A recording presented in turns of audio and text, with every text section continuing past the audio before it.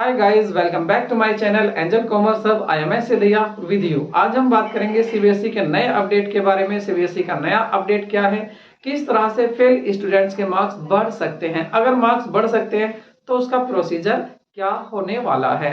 लेकिन उससे पहले मैं आपसे रिक्वेस्ट करूंगा, यदि आप मेरे चैनल पर फर्स्ट टाइम आए हैं तो चैनल को सब्सक्राइब करना, वीडियो को लाइक करना और हाँ, बेल आइकन को प्रेस करना बिल्कुल भी ना भूलें, ताकि जब भी हम इस तरह की वीडियो अपलोड करते हैं उसका नोटिफिकेशन आपको जल्दी से मिल जाए।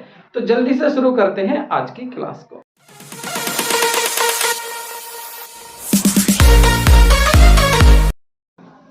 तो काफी स्टूडेंट को ये शिकायत रहती है कि हमारी नोटबुक अच्छे से चेक नहीं हुई है। उसके लिए सीबीएसई क्या करता है, फॉलो करता है आरटीआई 2005 को, राइट टू इंफॉर्मेशन जो एक्ट है उसी के तहत सीबीएसई क्या करता है, बच्चों को उनकी नोटबुक प्रोवाइड कराता है। तो आप भी अपनी नोटबुक को देख सकते हैं आपका मार्क्स कहाँ डिडक्टेड हुआ है, वेरिफिकेशन करा सकते हैं। उसके बाद आप नोटबुक को प्राप्त कर सकते हैं, ऑब्टेनिंग कर सकते हैं। जो आप बोर्ड में, जी हाँ, जो आप बोर्ड में कॉपी देकर आए हैं, जिस पर आप एग्जाम देकर आए हैं, उस नोटबुक को भी आप देख सकते हैं कहां पर कितना मार्क्स कम हुआ है। अगर आपको लगता है कि मेरे मार्क्स यहां पर टीचर्स ने काटे हैं तो आप उसमें दोबारा से अपने मार्क्स इंक्रीज करा सकते हैं। तो इसका प्रोसीजर क्या है वो सुन लीजिए। देखिए, उससे पहले मैं बता दूं, सीबीएसई कोई भी अपना ब्लेम लेकर चलना नहीं चाहता है, क्योंकि सीबीएसई ना केवल इंडिया में, इंडिया के अदर भी, फॉरेन भी, आपके अदर कंट्री में भी, 26 कंट्री में भी सीबीएसई के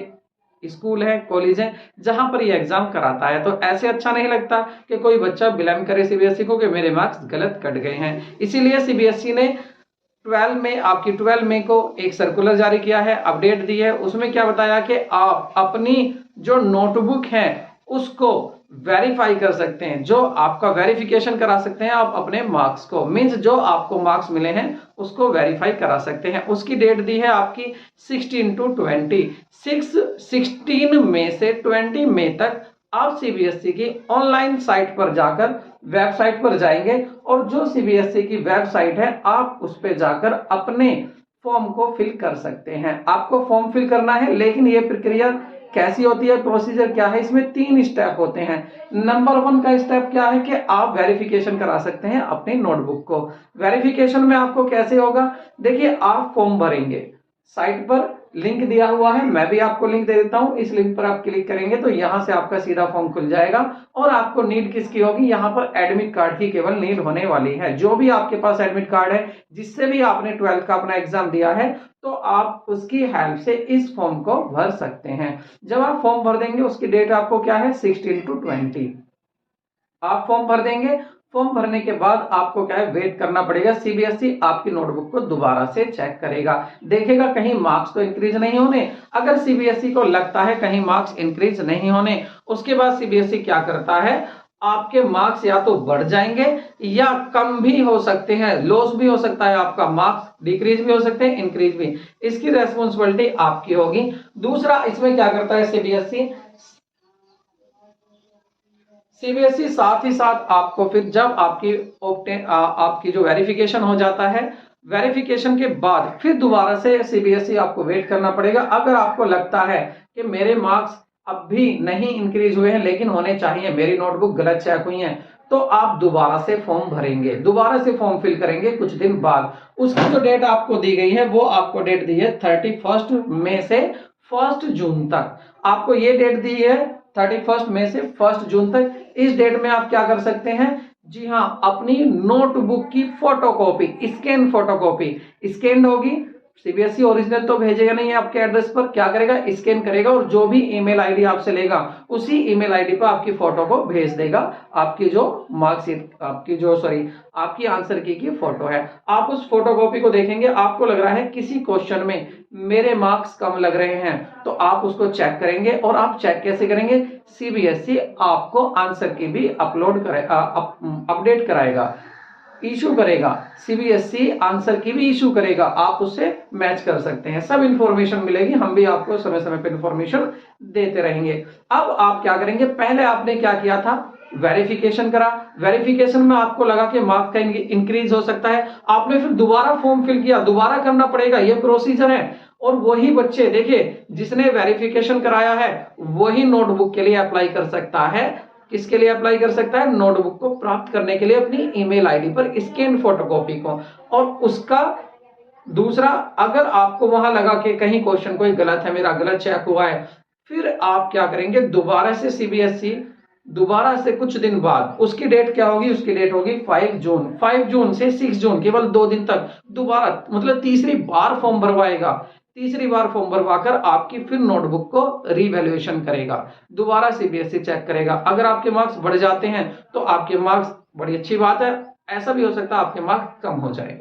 तो ये प्रोसीजर है। इन तीनों प्रोसीजर में याद रखना, जिस बच्चे ने वेरिफिकेशन कराया है वही ऑब्टेनिंग का फॉर्म भर सकता है। जिसकी ऑब्टेनिंग हो गई है, जिसने नोटबुक प्राप्त कर ली है, वही फिर आपका रिवैल्यूएशन करा सकता है। अब इसमें ये काम फ्री में नहीं होना, इसकी कुछ फीस भी है। मैं आपको फीस बता दूं। देखिए, यदि आप केवल वेरिफिकेशन कराना चाहते हैं तो उसकी फीस 1 कॉपीज की फीस 500 रुपीज है। मीन्स एक सब्जेक्ट की, आप अकाउंटेंसी, बीएसटी, इको, अगर आप 3 सब्जेक्ट में कराना चाहते हैं वेरिफिकेशन, मीन्स दोबारा से आप देखना चाहते हैं मेरी कॉपी में कोई क्वेश्चन छोड़ा तो नहीं है, अनचेक तो नहीं है, तो उसके लिए आपको 5555 1500 रुपीज, जी हाँ 1500 रुपए आपको ऑनलाइन फीस पेड करनी पड़ेगी। सीबीएसई की जो है ट्रेजरी में ही, अकाउंट्स में ही वो ट्रांसफर होंगे। अब ये हुआ पहला। दूसरा, अगर आपको लगता है कि अब भी मार्क्स बढ़ सकते हैं तो आप अपनी नोटबुक को लेंगे। जब आप अपनी नोटबुक की ऑब्टेन करेंगे तो उसकी फीस अलग से जाएगी 700 रुपीज। 700 रुपीज क्या होगी? ये पर कॉपी होगी। एक कॉपी मंगा रहे हैं आप तो 700, 2 कॉपी मंगा रहे हैं तो आपके 1400।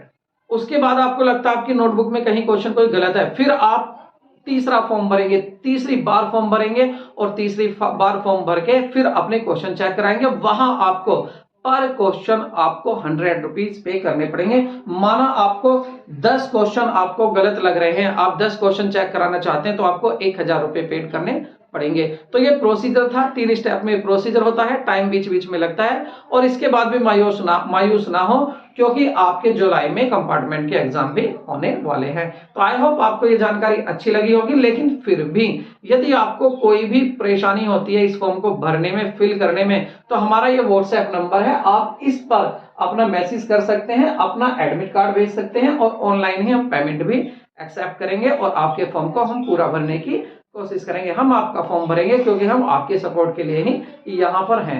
तो आई होप वीडियो अच्छी लगी होगी। लाइक कीजिए और अपने दोस्तों के भी शेयर कीजिए, क्योंकि यही प्रोसीजर 10th का भी है। बस 10th में फीस में थोड़ा सा डिफरेंस है। जब आप नोटबुक मंगाएंगे तो वहां 12th में तो आपको 700 रुपीज देने हैं, लेकिन 10th में केवल 500 रुपीज पे करने पड़ेंगे नोटबुक की फोटोकॉपी लेने के लिए अपनी ईमेल आईडी पर। और जब आप पहला स्टेप करेंगे, पहला स्टेप क्या है आपका?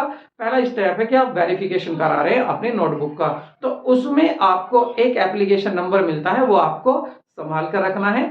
जब भी आप फॉर्म को अपडेट चेक करेंगे कि सीबीएसई ने मैसेज भेजा या नहीं, तो उस एप्लीकेशन नंबर को ही आप देखेंगे कि आपका करंटली स्टेटस क्या है फॉर्म का।